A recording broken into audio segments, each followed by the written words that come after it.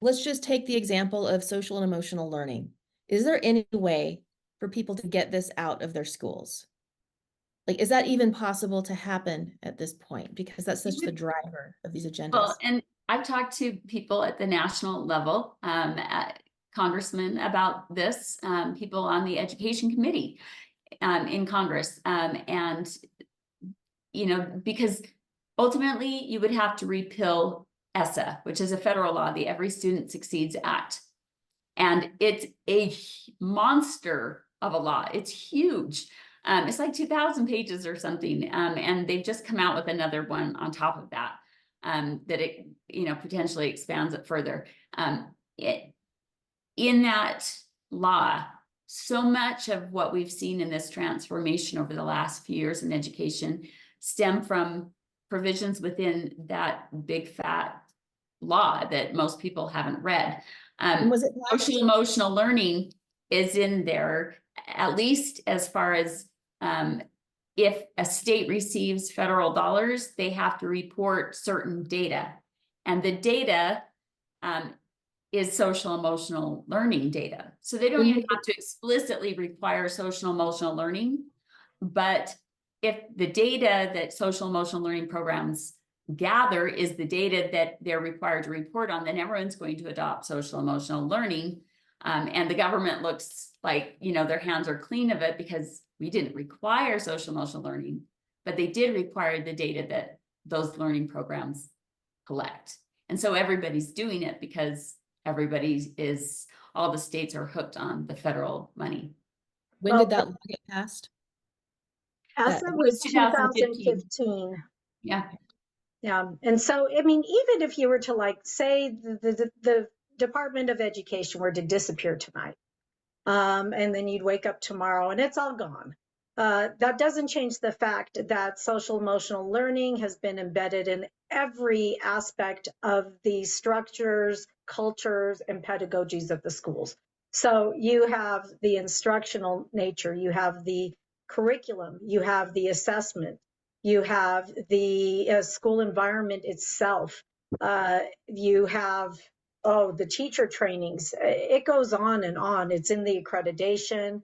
Cognia embeds so many social emotional learning metrics that schools must meet in order to receive accreditation for their programs. It's in the standards. It's everywhere. In fact, it's the very backbone of our standards. The social emotional learning verbs that are used, that all the standards have to be centered on: communication, collaboration, critical thinking, creativity, and then you add in character, and you know, on top of that, and it's, you know, and it's everywhere. It's ubiquitous. And so Department of Ed disappears, but it's all been embedded. You know, it served as a North Star for a while, and now we're already there. The question is, you know, how do you untie the Gordian knot? Right. How do you get rid of ingredients that are baked into the cake? And it's the language, as Natalie mentioned earlier. Oh my goodness. There isn't a bit of language that hasn't been centered on social emotional learning aligned to diversity, equity, and inclusion goals, and to what we say is, you know, social, economic, racial, environmental, and sexual justice agendas in the schools. That's what the social emotional learning is supposed to pave the way for, right? Like, let's get kids thinking in these mindsets aligned towards kind of like this global consciousness, so to speak. But here's just to remind people, social and emotional learning, it deletes Judeo-Christian ethics and Americanism as the foundational ideologies of our kids, even if that's how we're raising our kids, and it inserts woke Marxism, DEI, as their new foundation, in a very crafty way, because it still sounds good. Right. So, Well, and you see this being put in place across, okay, one thing you can see when you go to all of these education association or organization or corporate businesses that are geared towards ed tech or helping implement programs and policies and pedagogies, they have like a map of the United States, and they'll light up each state as they adopt each new thing. It's like Wheel of Fortune, right? And we're turning over the next letter, Vanna White, and everybody's racing to, nobody wants to be the last state. Everybody wants to be the first state, right? And Utah is always one of the first to implement one of these programs. And Portrait of a Graduate is one of those that they call the North Star. And then they prop up Utah as, the end all be all, the poster child for Portrait of a Graduate. And they bring them to all the national trainings to incentivize and inspire all the other states to do the same. And we become, the leader in this movement. Well, Portrait of a Graduate is a framework for social emotional learning, a state level framework. It lists all of the wonderful sounding words that every, this is the cookie cutter program of what we want every graduate to look like when they graduate from our school system. And they're wonderful sounding words that every parent wants their child to adopt. It has nothing to do, or very little to do. It gives a little lip service to academics, but most of it is about the whole child, their character, their attributes, their knowledge, skills, and dispositions, their values, their mindsets. This is what education has become about. It is the focus. And they say, like on Utah's, it says that these are not necessarily meant to be quantified or measured or scored. You could throw that in because they usually don't score what they haven't quantified or measured, right? And yet they are quantifying and measuring and scoring. But they say not on Portrait of a Graduate. We're not doing that. But that's because Portrait of a Graduate is simply the framework. PCBL, or personalized competency-based learning, is how they put that framework into action.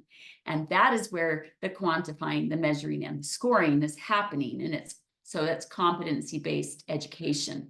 And people have to realize that SEL and competency-based education go hand in hand. They have to go together. And so don't be confused or misled by the system that tries to gaslight you. And, it's like the left hand know not what the right hand doeth, right? It's the magic trick. And you have to be savvy enough to realize this bait and switch kind of game that the system plays. Yeah. And oh, go ahead, Monica. I was just going to say social emotional learning is written right into the state's personalized competency-based learning framework. Like, it's explicit. Social emotional learning. Everything is, they're not hiding it. They're touting it. This is a feature, not a bug. Whereas we see it as the other way around. Yeah, it's like a shell game, you put the marble under the cup and you just keep moving it around, but whatever name they call it, it's all the same thing. And this is in every state at this point. This is in all the schools with very few exceptions, correct? Right. Oh yeah, absolutely. Well, a lot of these organizations that consult and are the thought leaders on education trends, Aurora Institute, Knowledge Works, this is the foundation of their research. American Institutes of Research, all of them are founded around this idea of pushing the focus away from objective academics to creating a like you had mentioned, like this culturally Marxist redesigned school experience for children, right? That doesn't resemble anything of what the schools used to be founded on. Not that they were ever founded on, good ideals initially, but then if you extrapolate and you extend this social emotional learning out to what they're trying to do, their secondary goal or complementary goal of workforce-based learning and preparing a new generation for the type of economic output and productivity that these corporations and governments are trying to push. then it gets really, really hairy, because this is what the competencies are meant to do, is kind of follow a child throughout their entire life. And that's what they call lifelong learning. You will be ever learning, and learning anytime, Forever anywhere. being brainwashed. Oh yeah, oh absolutely. And it's It's forever Re-education brainwashing. camps. Uh-huh.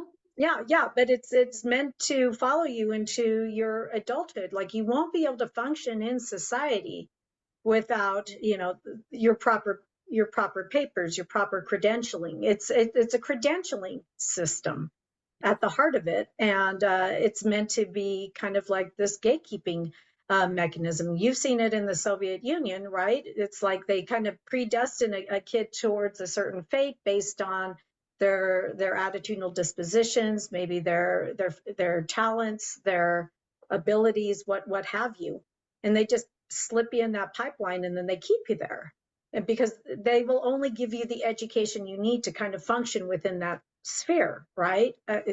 Why would they give you more?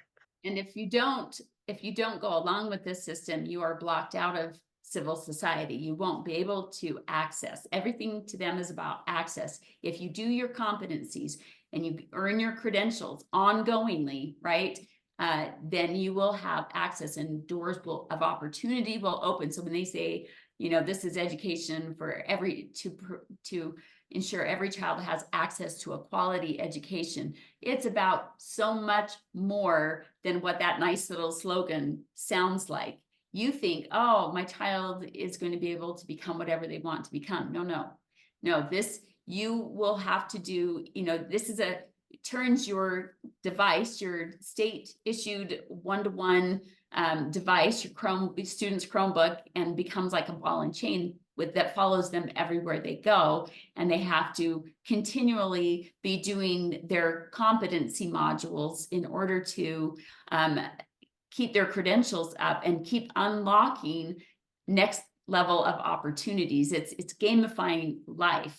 And if you don't, do your competencies, then you don't have access to basic goods and services anymore. If you don't take the Marxist brainwashing and digest it and spit back out to them the right answers, then you're cut off from the system. Right. It's all about shaping mindsets. And this is not just for K-12. This is for 0 to 5. And this is for, you've got different areas of work, right, that require ongoing education, right, continuing ed, or licensed areas of work that have already implemented these competencies in those areas, whether it's nursing or firefighters or, you name it. They have to do competency modules to keep their licenses, and these have all been infiltrated also with these same mindsets and competencies, like the 4 C's or the 6 C's that we mentioned earlier. Like, it's no longer about the objective academics or the those areas of the workforce, the specialties within those workforces. It's everything is being reduced down to these 6 C's, these competencies. So I'm just going to paint a picture for people really quick. Your child wants to be a fireman. They've gone through this system. If they don't accept that there's 20 different genders, and if they misgender someone, then they cannot work as a fireman because they don't pass their competencies. Or if they're a nurse and they don't believe in gender affirming care. I'm just painting a picture of where we could go. If you don't go along with the gender affirming care or the whatever in the medical system, you do not qualify as a medical professional. You could be locked out. Yeah. Well, those opportunities. You'll either be locked out, or they'll just make it so uncomfortable for you to try to exist within those spheres.